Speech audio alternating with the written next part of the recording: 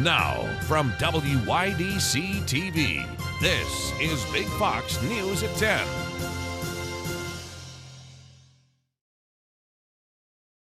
Good evening, I'm Ann Emanuel. Elmira and Mark Twain are connected with a rich and full history. And today our Maggie Hall got the chance to visit Quarry Farm, where Twain wrote Huckleberry Finn, Roughing It, and many of his other novels. And soon you could have the chance to visit as well. It was here at Quarry Farm where Mark Twain wrote some of his most famous novels.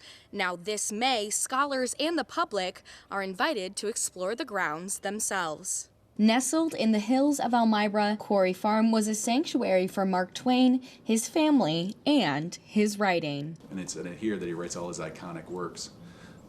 He called this place the quietest of all quiet places. And now a years-long tradition is coming up that invites the community to come to Quarry Farm and experience the quietest of quiet places for themselves. We have, in fact, 2 lecture series here every single year. We've been doing that since 1985. We have a lecture series in May and then in October. So actually the public has 8 opportunities a year to come up here to Quarry Farm and pick a lecture. The lectures are free and open to the public, and they're welcome to explore the grounds beforehand. Elmira and Mark Twain are forever connected. Well, I think it adds a lot to the sort of the history and the culture of the legacy of Mark Twain in Elmira. This is an opportunity for people to come to Quarry Farm and explore the grounds before the lecture, and also at the same time they can learn a little bit more about Mark Twain and the Langdon family. To learn more about Quarry Farm and the lecture series, go to marktwainstudies.com. Maggie Hall, Big Fox News, Elmira. New York schools will no longer be available to use Native American culture as part of school names, mascots, and logos. The New York State Board of Regents unanimously approving the ruling, which will now require all schools currently using Native American imagery to find a replacement. Locally, the Watkins Glen School District will need to find a replacement for their current mascot, the Senecas.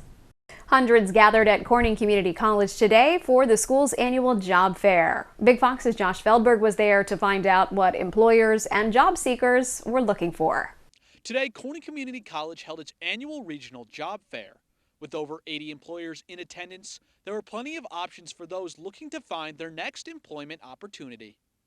Now more than ever, a job fair like this is a crucial asset to the community. We're able to fill up the gym, as you can see, and the traffic is tremendous. If you're watching what's going on, employers are desperate for qualified employees. So the fact that they're all here today and all these folks are showing up is just a wonderful, wonderful thing. Both employers and job seekers told Big Fox why they participated in today's fair. Just trying to find that career gets me to where I want to be in life, to set me up financially stable, get me to what I enjoy, the job that I actually want to do the rest of my life. Obviously a healthy work environment, stuff like that, and also something that I would really like to do instead of just, like a normal minimum wage job. I want something that could give me experience for something, for my future careers and stuff like that. Yeah, something that could boost my career in the future and give me flexibility around what I can do and how I can work it. So the biggest thing we look for with just any employee is whether they're going to fit our culture. We're a culture of fun. We believe in mutual respect, trust, financial sustainability, and we all want to work together. And we want to have people in our building that truly have our values. Josh Feldberg, Big Fox News, Corning. Center Stage Community Theater is putting on Godspell. The show runs this weekend, the 21st through 23rd, at First Presbyterian Church in Corning.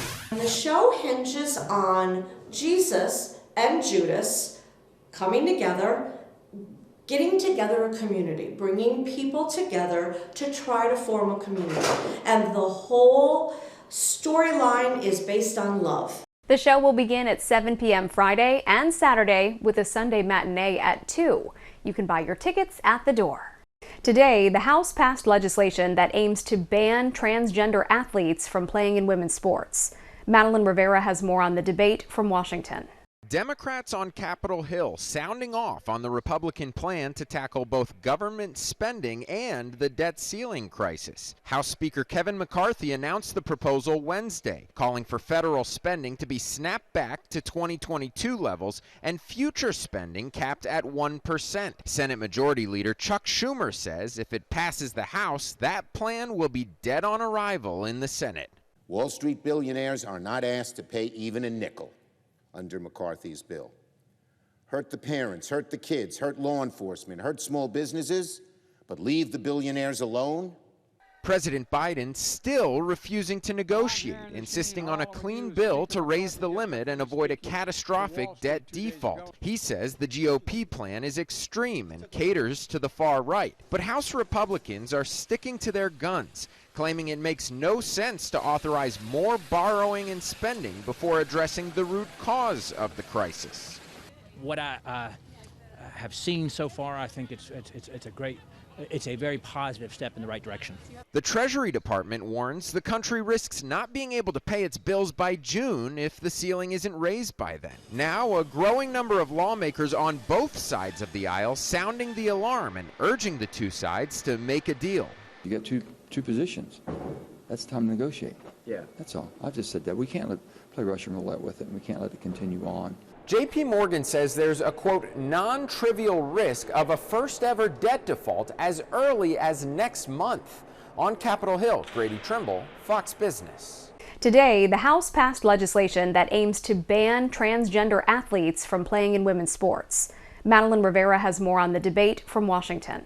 A fight is escalating on Capitol Hill over the participation of transgender athletes in female sports.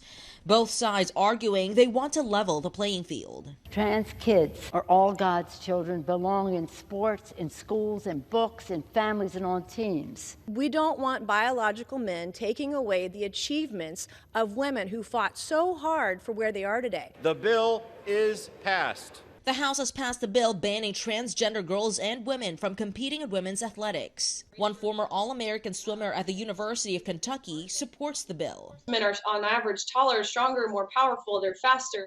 But the bill faces an uphill battle outside of the House. Earlier this month, the Department of Education proposed a rule saying schools can't categorically ban transgender athletes from playing on sports teams consistent with their gender identity. The Biden administration saying such policies would be a violation of Title IX. No group of kids should be banned from school sports, period.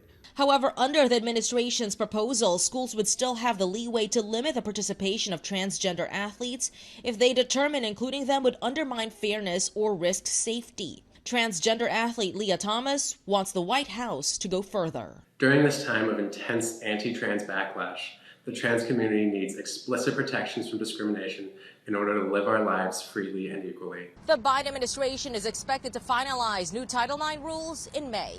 In Washington, Madeline Rivera, Fox News. Stay with us. Your complete forecast is next. Here's your local stock market update from Big Fox.